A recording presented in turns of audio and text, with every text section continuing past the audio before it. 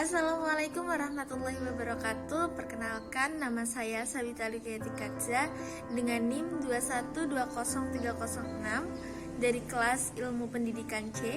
Pada kesempatan ini saya akan membawakan sebuah materi tentang isu-isu pendidikan. Selamat menyaksikan. Pengertian pendidikan. Menurut Kamus Bahasa Indonesia, pendidikan berasal dari kata didik. Lalu kata ini mendapat awalan kata me sehingga menjadi kata mendidik. Artinya memelihara dan memberi latihan. Dalam memelihara dan memberi latihan diperlukan adanya ajaran, tuntunan, dan pimpinan mengenai akhlak dan kecerdasan pikiran. Menurut Undang-Undang Nomor 20 Tahun 2003 tentang Sistem Pendidikan Nasional, pendidikan adalah usaha sadar dan terencana untuk mewujudkan suasana belajar dan proses pembelajaran agar peserta didik secara aktif mengembangkan potensi dirinya untuk memiliki kekuatan spiritual keagamaan, pengendalian diri, kepribadian, kecerdasan, akhlak mulia, serta keterampilan yang diperlukan dirinya, masyarakat, bangsa, dan negara.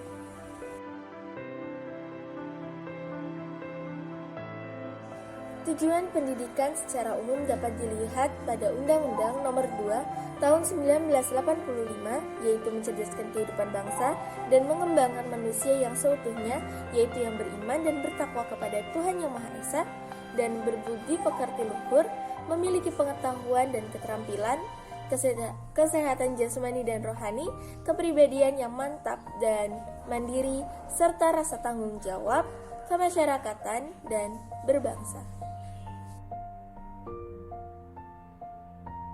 Isu-isu pendidikan diantaranya, yang pertama, pendidikan anak berkebutuhan khusus, yang kedua pendidikan inklusif, yang ketiga pendidikan gender.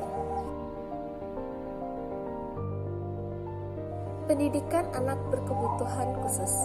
Anak berkebutuhan khusus adalah anak yang mempunyai kelainan atau penyimpangan dari kondisi rata-rata anak normal umumnya dalam hal fisik, mental, maupun karakteristik perilaku sosialnya. Nah, kehadiran sekolah segregasi, sekolah integrasi, sekolah luar biasa, sekolah inklusi merupakan upaya untuk menghapus batasan yang selama ini muncul di tengah masyarakat. Dengan begitu, mereka, anak yang berkebutuhan khusus, dapat bersekolah dan mendapatkan ijazah layaknya anak normal. Kemudian, menurut klasifikasinya dan jenis kelainannya, anak berkebutuhan dikelompokkan menjadi 3. Yang pertama, kelainan fisik, kelainan mental, kelainan perilaku sosial. Pengembangan prinsip pendekatan secara khusus yang dapat dijadikan dasar dalam upaya mendidik anak berkelainan antara lain sebagai berikut. Yang pertama, prinsip kasih sayang, yang mana menerima mereka apa adanya. Kemudian prinsip layanan individual dengan porsi yang besar dan juga dapat menjangkau keseluruhan siswa. Kemudian prinsip kesiapan anak untuk mendapatkan pelajaran, prinsip keperagaan dengan menggunakan alat peraga yang sesuai dengan situasi aslinya, kemudian prinsip motivasi yang disesuaikan dengan kondisi anak, prinsip belajar yang bekerja kelompok sebagai arahan bersosial pada masyarakat, kemudian prinsip keterampilan sebagai bekal kehidupannya kelak, serta prinsip penanaman dan penyempurnaan sikap. Yang kedua, pendidikan inklusif. Pendidikan inklusif adalah sistem penyelenggaraan pendidikan yang menambahkan peluang kepada semua peserta didik yang memiliki kelainan dan memiliki potensi kecerdasan dan atau bakat istimewa untuk diikuti pendidikan atau pembelajaran di dalam suatu lingkungan pendidikan secara bersama-sama dengan peserta didik pada umumnya. Landasan pendidikan inklusif. Landasan yuridis pendidikan untuk semua, beberapa di antaranya. Yang pertama, menjamin bahwa menjelang tahun 2015 semua anak, khususnya anak perempuan, anak-anak dalam keadaan sulit, dan mereka yang termasuk minoritas etnik mempunyai akses dan menyelesaikan pendidikan dasar yang bebas dan wajib dengan kualitas yang baik. Kemudian yang kedua, menjamin bahwa kebutuhan belajar semua manusia, muda, dan orang dewasa terpenuhi melalui akses yang adil pada program-program belajar dan kecakapan hidup atau life skill yang sesuai. Kemudian landasan filosofis Bhinneka Tunggal Ika.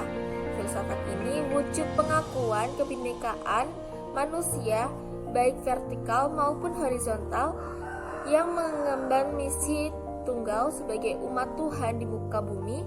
Kebinekaan vertikal ditandai dengan perbedaan kecerdasan fisik, finansial, pangkat, kemampuan, pengendalian diri, dan sebagainya.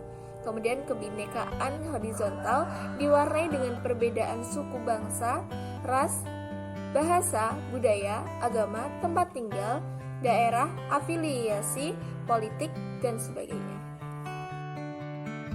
Hadirnya pendidikan inklusif, membangun kesadaran dan konsensus pendidikan.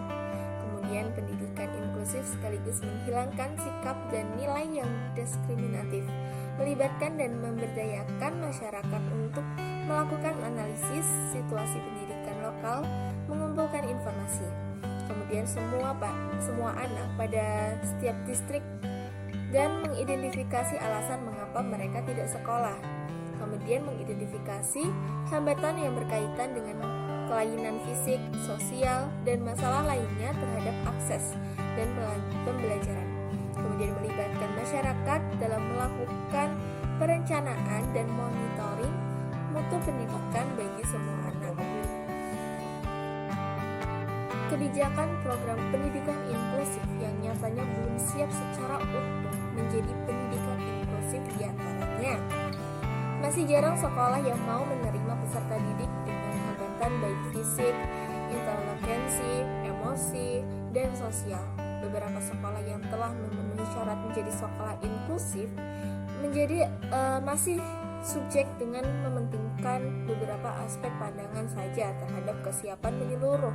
Kemudian sangat kurang guru yang berlatar belakang S1 pendidikan khusus berkaitan dengan layanan pendidikan bagi ABK atau anak berkebutuhan khusus.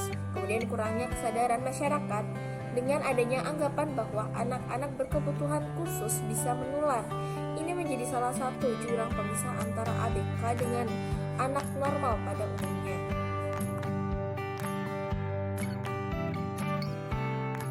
Lalu, apa sih gender itu? Nah, kata gender dalam istilah Indonesia sebenarnya itu diambil dari bahasa Inggris, yaitu gender, yang mana artinya tidak dapat dibedakan secara jelas. Mengenai seks dan gendernya ini, dari situ banyak masyarakat yang mengidentifikasikan gender ini sama dengan seks. Padahal seks sendiri adalah suatu pembagian jenis kelamin, yaitu laki-laki dan perempuan, di mana setiap jenis kelamin tersebut memiliki ciri-ciri fisik yang melekat pada setiap individu yang tidak dapat digantikan atau dipertukarkan satu sama lain. Kemudian ketentuan-ketentuan tersebut sudah merupakan kodrat atau ketentuan dari Tuhan.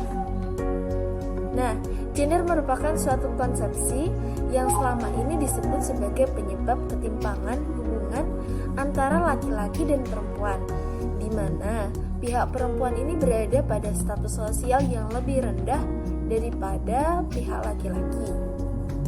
Pendidikan kesetaraan gender. Pengertian kesetaraan gender.